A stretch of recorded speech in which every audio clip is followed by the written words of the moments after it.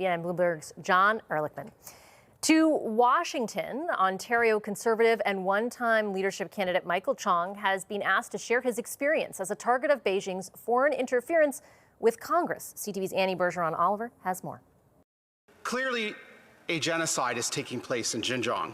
An outspoken critic targeted by China, Michael Chong is now getting set to give his take to U.S. lawmakers studying Chinese threats at a special congressional commission. My case happens to be, a very high-profile case, but there are many, many Canadians who have been targeted by Beijing here on Canadian soil and who have suffered in silence. Chong has firsthand experience to bring to the Americans. I am far from alone in experiencing Beijing's foreign interference threat activities.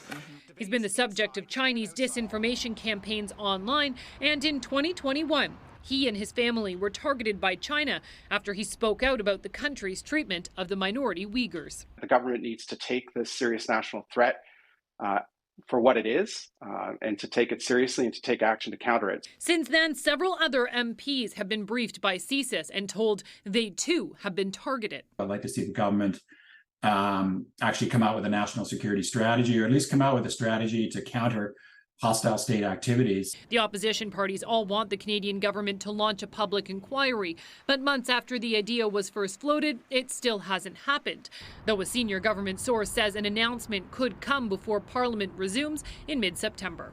We could have been there already been in the inquiry by now. So that is very frustrating. A frustration for China experts, too. The Congress will ask Mr. Chong what he knows about Chinese state harassment of himself and his family, but also for him to talk about why the Canadian government has not been more proactive in coming up with a public inquiry. Tonight, a senior government source tells CTV News that there are now a few people open to the idea of leading the public inquiry. Chong testifies in Washington, Vashi, on September 12th.